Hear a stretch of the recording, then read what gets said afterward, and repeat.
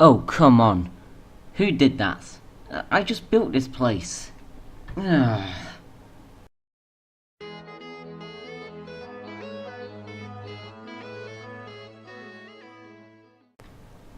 Hi guys, how you all doing? This is the Redstone Ninja here, CEO of Redstone Industries, as you see before you, or behind me. Whoops. I'll have to fix that. And today, of course, we are going to be doing a bit more redstone. So that means it's time to go to the redstone warehouse. Let me turn down that sound, that's a bit too high.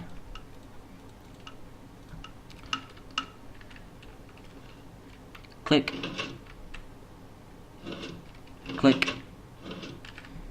I love that thing. And I just fell off the perfect. Okay. So, last episode, episode 1, we looked at how different things compare redstone. Let's just symbolise all those things with just a lever for now, to keep it simple. And let's symbolise all the things that you compare with a lever with a piston. Again, just to keep it simple. So you can put the input mechanism right next to the output mechanism if you want to. Or, if you want it a bit further away, it's not going to do anything, so you're going to need this thing here, redstone, which is of course the body of most circuits. In fact, all circuits. It's not really a circuit if there's no redstone in it.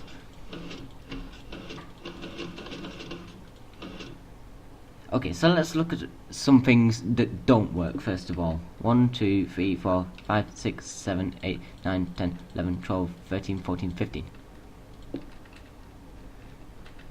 This does work. Or does it? Yes, it does. But anything more than that will not. That was 15 blocks. So this is 16 blocks worth of redstone. It's not going to work. Let's look at some other things that do not work.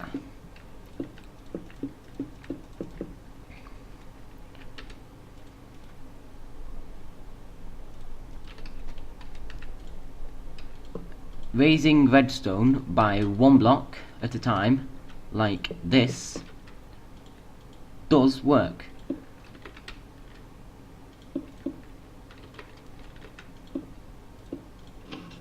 But only by 1 block.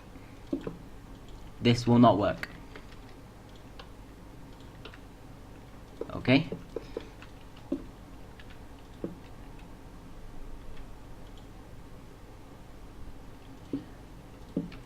Let's look at something called the redstone torch next. So, say you wanted to have the output be the opposite of the input, then you'd have to use a redstone torch in this arrangement, like so. A redstone torch has to be attached to a block and will give off a redstone signal like the lever or a redstone block or pressure plates, but this will always be on until you give the block it's attached to power,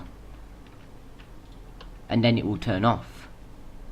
Now this has many functions, many functions, but I'm not going to go through them because this episode is just about telling you the basics like this. If you power a redstone torch, it will turn off. I'm not going to tell you what you can do with that. That's for upcoming episodes. Now, before we said that redstone can only travel for 15 blocks, you'll see that when it has got past 15 blocks, it just does that and goes off. You're going to need a repeater. Now, unfortunately, sending a signal like this is not instantaneous. There is a 1 tick delay of a repeater. That is 0.1 seconds. So, if you were thinking, oh, I could just send a signal across my entire world, that's not going to work out that great. Let's pretend that there is a 15 block gap in between all of these. I know there isn't, but just pretend there is. So this represents 15 blocks, 30 blocks, 60 blocks, 90, 105 blocks. This is how long it takes to send a signal that far. It's not that much of a delay, But if you wanted to, you could make it even more, up to 0.4 seconds. That's 0.1 seconds, 0.2 seconds, 0.3 seconds, 0.4 seconds, or 1 tick, 2 tick, 3 ticks, 4 ticks, and 0 ticks. Redstone has 0 ticks. It's instantaneous. So let's look. Is there anything else that we need to look at?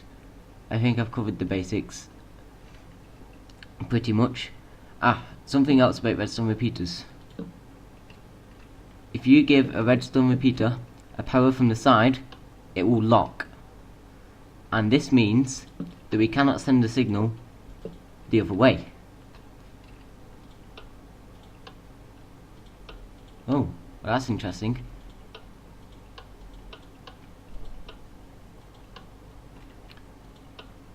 I guess what it does is it keeps it in the position it was last in. So if it is on, turning this repeater on from the side will keep it on, no matter what. And if it was off, like now, we've blocked it, then turning this one on, I mean, should keep it off. Now that's very useful to have. It's almost a logic gate. In fact, it probably is, although I just can't think of the name right now. But we'll get onto that in a later episode. Logic gates will probably be the next episode. Now, we've looked at the repeater. The repeater can extend the signal past 18 blocks. It's 15 blocks. 15 blocks. But in the olden days, before repeaters were even added, which was a long time ago, people used to use this doohickey here. Now you can see that the output is inverted when it comes through this torch, and then is inverted once again back to its normal state.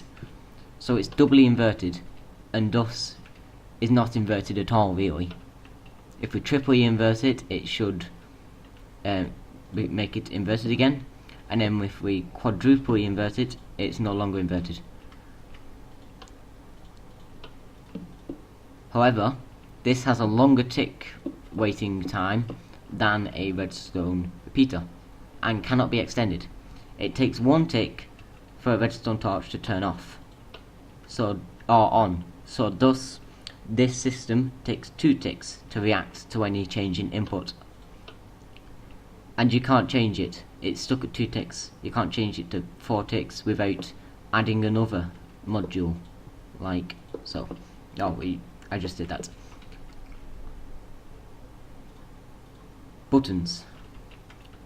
There is a difference between the 2 buttons. The stone button stays on for longer. The wooden button can be shot with an arrow.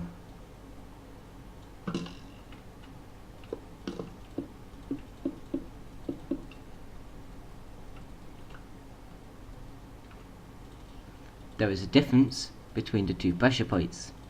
Of course, pressure plates can be activated by standing on them.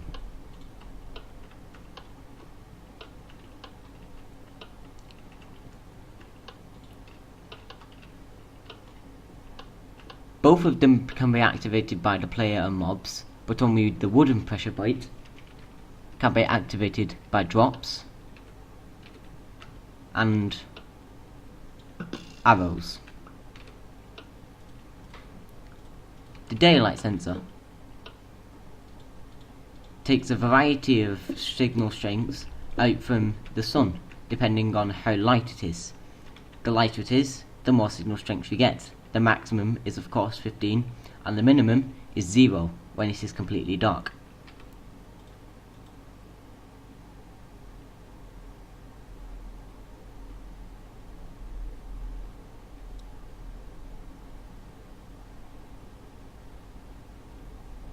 And I think, should I end it here? I think, yes. I think I've covered all the basics. I hope that was understandable for you. I tried to make it concise and informative. But if there was anything I could have done better, then please do comment in the comment section below. I'll be happy to know your suggestions for improvement. But I think it's time to end the video now.